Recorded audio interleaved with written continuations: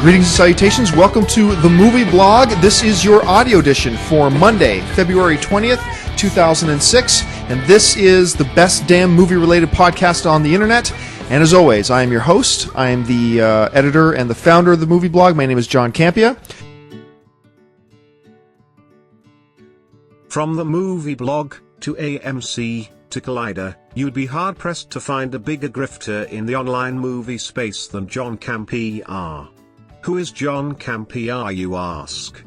He's a Canadian liberal living in California who talks about movie news for a living. Over the past few months he's been on a journey of self-destruction, and now he's officially killed his once successful show purely out of greed, ego, sex, and drugs. This is the epic downfall of the John Campea Show.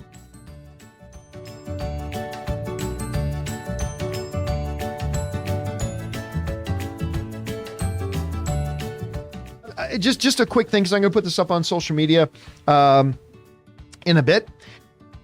On the morning of January 11th, 2023, John's grandma died at the young age of 99 years old. It was devastating. She had her whole life in front of her. This sent John into an emotional meltdown on his show where he cried on air, making everyone in the room with him uncomfortable.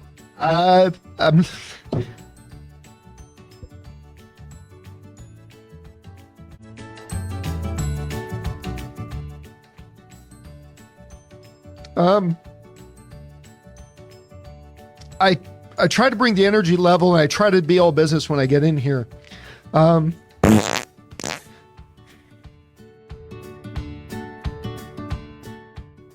So, I got a call this morning from my sister, and my nonna, my grandmother, passed away this morning.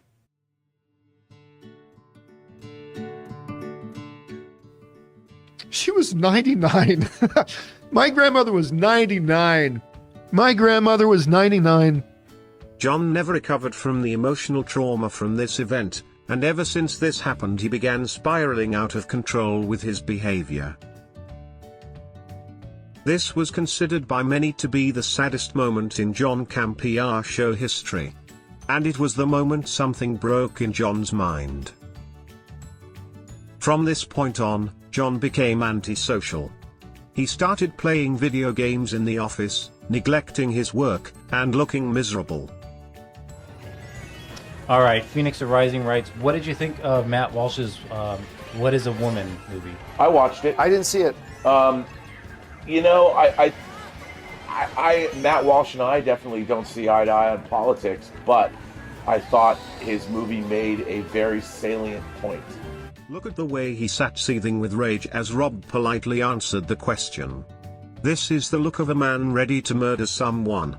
John was unhinged in this very moment. Unhinged and ready to erupt. This is the look of a broken man. The look of a man who has nothing to lose. It was in this moment that John knew he had to get rid of Rob. But how? He couldn't just outright fire him, that would be too suspicious. So he thought of a plan, and he thought of it quick. John's behavior began rapidly deteriorating. It became a common occurrence for him to have aggressive and mean-spirited outbursts against his staff. He created an environment of fear and uncertainty. Wait a minute, you're Jewish? I'm Jewish. I'm out of here. And I thought, you know what, that's actually incredibly profound. Yeah, John, it is. Fuck you. Shut up. You shut your whore mouth. Everyone was terrified around him. Then came the big news that would change the John Campea show forever. We realized that, having Rob or Chris on in the afternoons is really not good for our channel. Basically, so whenever I'm paying Rob and Chris to be on the afternoons, I'm hemorrhaging money. I'm losing a lot of money. John was hemorrhaging money, both in his business and in his personal life.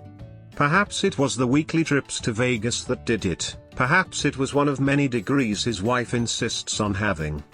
In a desperate attempt to save the company, John cut Chris and Rob's hours way back. This led to huge pushback from John's audience, with many stating they only watched the show for Rob.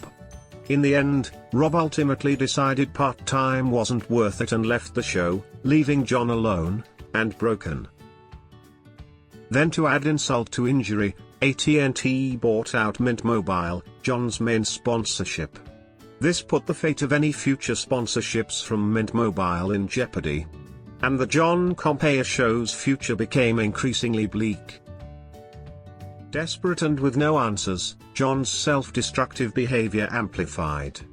He started impulse buying expensive junk.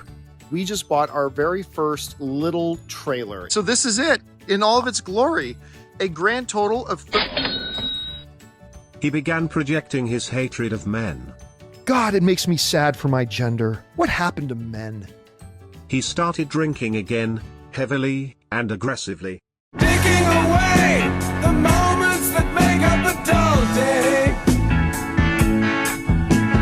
Fritter and waste the hours in an offhand way. Picking around on a piece of ground in your hometown. Waiting for someone or something to show you the way. He even started being racist again. Smelly Negro, I love that name. Happy birthday to Nick Gurr. Nick Gurr? His alcoholism got so out of control he started drinking on the job.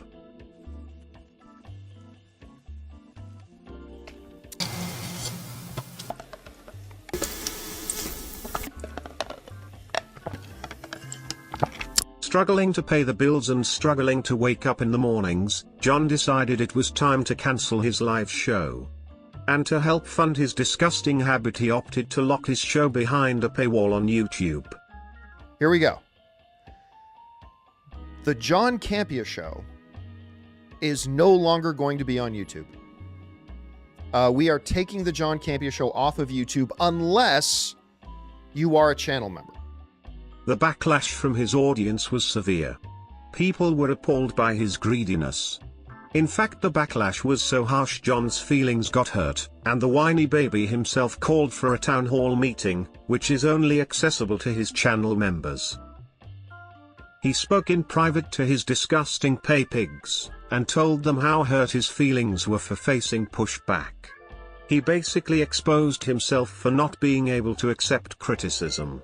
This was the moment he hit rock bottom, and like a crybaby, he decided that if people objected to the changes on his show, then no one will be able to view his show at all.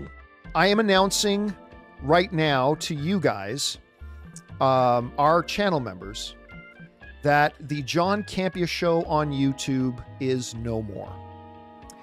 So he outright cancelled the entire thing. The John Campea Show as of right now is officially cancelled, and it's all because John is a spineless coward.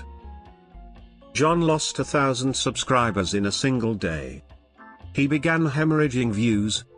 He went from this. Hey, welcome to the best damn movie-related show on the planet Earth, the John Campea Show, coming from right here on my YouTube channel. To this. If you are somebody who uses the word woke in your daily vocabulary, or if you're somebody who the fact that the skin tone of this mythological non-existent creature that lives under the sea bothers you, for fuck's sakes, do not listen to my show. Please. And that's the current state of this demasculated cuck. He is now the host of an irrelevant podcast. He is hemorrhaging subscribers and views. And he's successfully destroyed any legacy he may have acquired. This is John Campea, the pussy bitch.